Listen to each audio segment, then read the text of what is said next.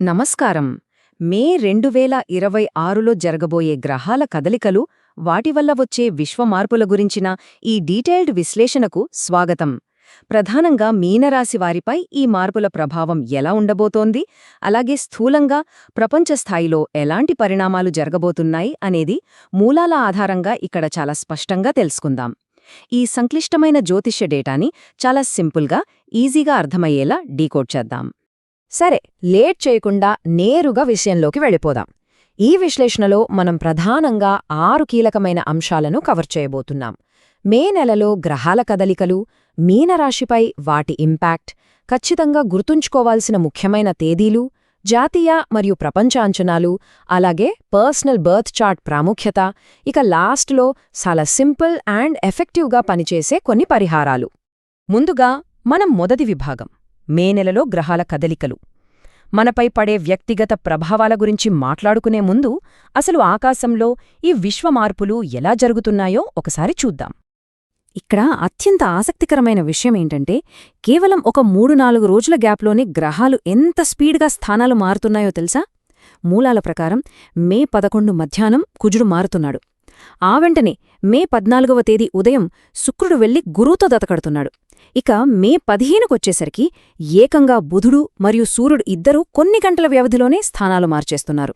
అక్షరాలా ఇంత వేగంగా ఒకేసారి జరిగే ఈ మార్పులు వాతావరణంలో పెద్ద ఎత్తున ఎనర్జీని రిలీజ్ చేస్తాయని ఈ డేటా మనకు చాలా క్లియర్గా చెప్తోంది.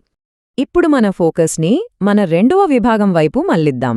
అదే మీనరాశిపై ఈ మార్పుల ప్రభావం. ముఖ్యంగా మీనరాశిలో జన్మించిన వారిపై ఈ గ్రహ కదలికలు ఎలాంటి డైరెక్ట్ ఇంపాక్ట్ ఇస్తాయో చూద్దాం.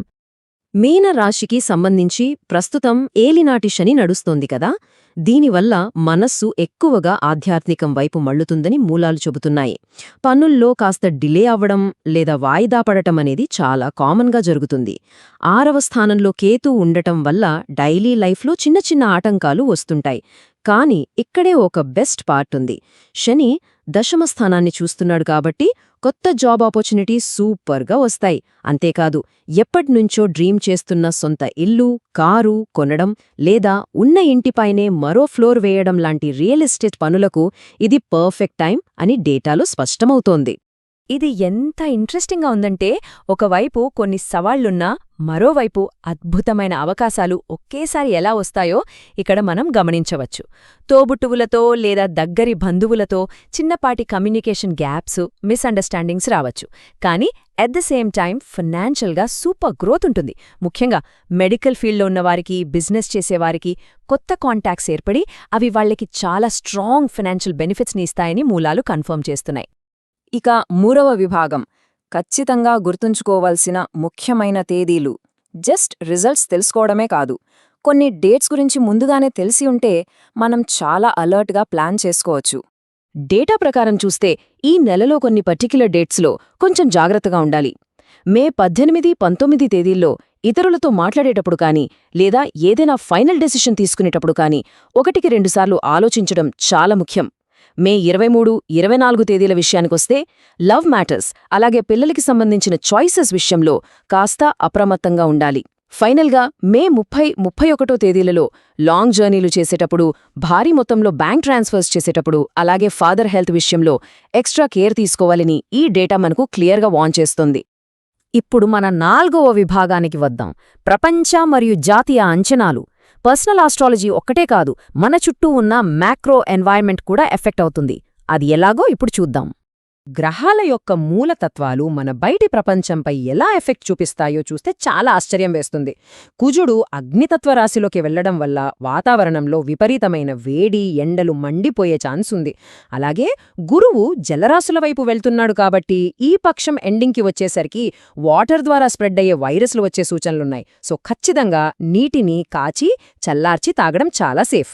ఇక ఎకానమీ సైడ్ చూస్తే గోల్డ్ రేట్స్ గట్టిగా పెరిగే అవకాశాలు కనిపిస్తున్నాయి. కానీ ఇక్కడొక పాజిటివ్ న్యూస్ ఏంటంటే, శుక్రుడు గురువుల కలయిక వల్ల ఎడ్యుకేషనల్ ఇన్స్టిట్యూషన్స్లో భలే క్రియేటివ్ అండ్ ఇన్నోవేటివ్ డెవలప్మెంట్స్ వస్తాయని ఈ అనాలిసిస్ చెప్తోంది. మన 5వ విభాగం, వ్యక్తిగత జన్మజాతకం. అసలు ఈ మూలాల వెనుక ఉన్న మెయిన్ ఫిలాసఫీ ఏంటి? పర్సనల్ బర్త్ చార్ట్ని అర్థం చేసుకోవడం ద్వారా ఏ విధంగా ఎదగవచ్చో ఇప్పుడు తెలుసుకుందాం. ఇక్కడ మనం క్యాచ్ చేయాల్సిన అతి ముఖ్యమైన పాయింట్ ఏంటంటే భయం వద్దు. అవును, ఏలినాటి శని అనగానే అందరం కాస్త కంగారు పడతాం. కానీ మూలాలు ఒక మైండ్ బ్లోయింగ్ ఫ్యాక్ట్ని గుర్తుచేస్తున్నాయి. హిస్టరీని తీసి చూస్తే ఎంతోమంది గొప్ప గొప్ప లీడర్స్, పాలిటీషియన్స్ అద్భుతమైన సక్సెస్ని, టాప్ పొజిషన్స్ని సాధించింది ఈ ఏలినాటి శని టైంలోనే.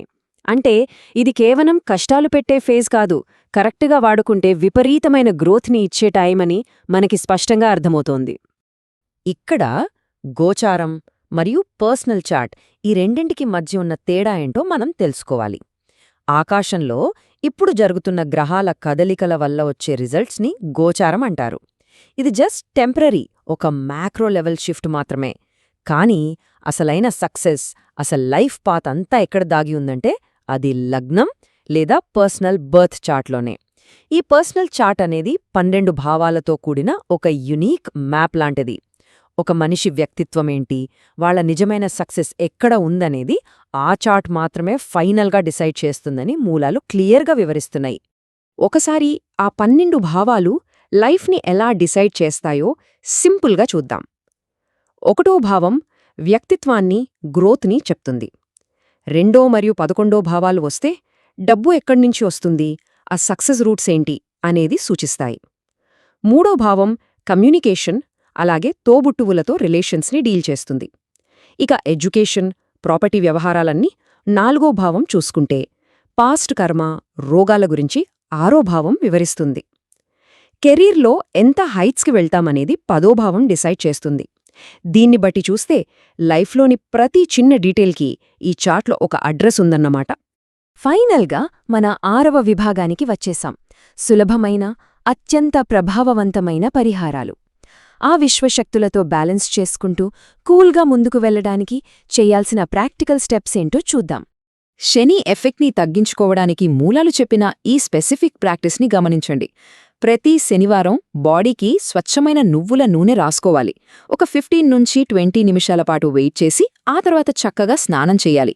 దీనివల్ల శని యొక్క హెవీ ఇన్ఫ్లుయెన్స్ చాలా వరకు వాషౌట్ అయిపోతుంది.